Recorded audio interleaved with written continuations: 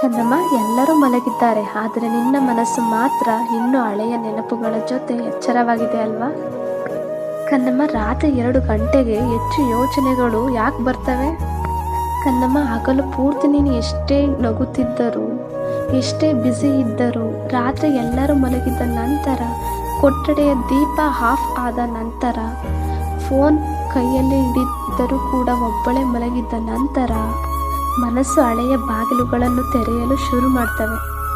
ಕನ್ನಮ್ಮ, ಹಗಲೊತ್ತಲ್ಲಿ ನೆನಪಾಗದ ಜನರು, ಹಾಗೇನೆ ಮರೆತು ಬಿಟ್ಟೆ ಎಂದುಕೊಂಡ ನೆನಪುಗಳು, ಹೇಳಲಾಗದ ನೋವುಗಳು ಎಲ್ಲವೂ ಕೂಡ ರಾತ್ರಿ 7 ಗಂಟೆಯ ನಂತರ ಮನಸ್ಸಿನ ಮುಂದೆ ಬಂದು ನಿಲ್ತವೆ.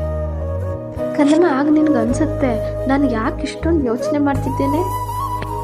ಕನ್ನಮ್ಮ, ಅದಕ್ಕೆ ಒಂದು ಕಾರಣ ಇದೆ. ಹಗಲಿನಲ್ಲಿ ನಿನ್ನ ಮನಸ್ಸು ಕೆಲಸದಲ್ಲಿ, ಜನರಲ್ಲಿ, ಜವಾಬ್ದಾರಿಗಳಲ್ಲಿ ಬ್ಯುಸಿ ಇರುತ್ತದೆ. ಆದರೆ ರಾತ್ರಿ ಎಲ್ಲವೂ ಮೌನವಾದಾಗ ನೀನು ಮತ್ತು ನಿನ್ನ ಮನಸ್ಸು ಮಾತ್ರ ಉಳಿಯುತ್ತೀರಿ.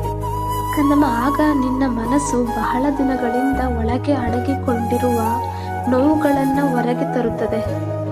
ಕೆಲವೊಮ್ಮೆ ಅದು ಕಳೆದುಕೊಂಡ ವ್ಯಕ್ತಿಯ ನೆನಪಾಗಿರಬಹುದು, ಕೆಲವೊಮ್ಮೆ ಅದು ಹೇಳಲಾಗದ ಮಾತಾಗಿರಬಹುದು, ಕೆಲವೊಮ್ಮೆ ಅದು ನಾಳೆಯ ಭಯ ಆಗಿರಬಹುದು, ಕೆಲವೊಮ್ಮೆ ಅದು ನನ್ನ ಜೀವನ ಹೀಗೆ ಯಾಕೆ ಅನ್ನುವ ಪ್ರಶ್ನೆ ನಿನ್ನ ಮನಸ್ಸಲ್ಲಿ ಮೂಡಿ ಬರಬಹುದು. ಕನ್ನಮ್ಮ, ಆ ಟೈಮಲ್ಲಿ ಕನ್ನಮ್ಮ, ರಾತ್ರಿ 2 ಗಂಟೆ ಬರುವ ಯೋಚನೆಗಳು ಯಾವಾಗಲೂ ಕೂಡ ಸತ್ಯವಾಗಿರೋದಿಲ್ಲ.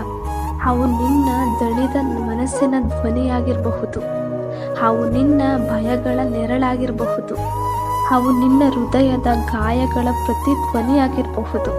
ಆದ್ದರಿಂದ ಕನ್ನಮ್ಮ, ರಾತ್ರಿ ಬಂದ ಪ್ರತಿಯೊಂದು ಯೋಚನೆಯನ್ನು ನಂಬಬೇಡ, ಹಾಗೆಯೇ ಪ್ರತಿಯೊಂದು ಭಯವನ್ನು ಸತ್ಯ ಎಂದುಕೊಳ್ಬೇಡ. ಯಾಕಂದರೆ ಬೆಳಿಗ್ಗೆ ಸೂರ್ಯ ಉದಯವಾದಾಗ ರಾತ್ರಿ ದೊಡ್ಡದಾಗಿ ಕಂಡ ಅನೇಕ ಸಮಸ್ಯೆಗಳು ಚಿಕ್ಕದಾಗಿ ಕಾಣುತ್ತದೆ ಬೆಳಿಗ್ಗೆ ಸೂರ್ಯೋದಯ ಆದಾಗ. ಕನ್ನಮ್ಮ, ರಾತ್ರಿ 7 ಗಂಟೆಗೆ ನಿನ್ನನ್ನು ಅಳಿಸುವ ಯೋಚನೆಗಳು ಕೂಡ ಬೆಳಿಗ್ಗೆ 8 ಗಂಟೆಗೆ ಅಷ್ಟೊಂದು ದೊಡ್ಡದಾಗಿ ಕಾಣಿಸುವುದಿಲ್ಲ. ಆದ್ದರಿಂದ ಇಂದು ರಾತ್ರಿ ನಿನ್ನ ಹೃದಯಕ್ಕೆ ಸ್ವಲ್ಪ ವಿಶ್ರಾಂತಿ ಕೊಡು. ಯಾಕೆಂದರೆ ನಿನ್ನ ಸಮಸ್ಯೆಗಳಿಗಿಂತ ನಿನ್ನ ಮನಸ್ಸು ಹೆಚ್ಚು ದಣಿದಿದೆ. ಕನ್ನಮ್ಮ, ಈ ವಿಡಿಯೋಯಿಂದ ನಿಮ್ಮ ಮನಸ್ಸಿನ ಭಾರ ಸ್ವಲ್ಪನಾದರೂ ಕಡಿಮೆ ಆಗಿದ್ದರೆ ಒಂದು ಲೈಕ್ ಮಾಡಿ, ಹಾಗೆಯೇ ಸಬ್ಸ್ಕ್ರೈಬ್ ಕೂಡ ಮಾಡಿ. ಏನೇ ಪ್ರಶ್ನೆ ಇದ್ದರೂ ಒಂದು ಕಾಮೆಂಟ್ ಮಾಡಿ. Thank you.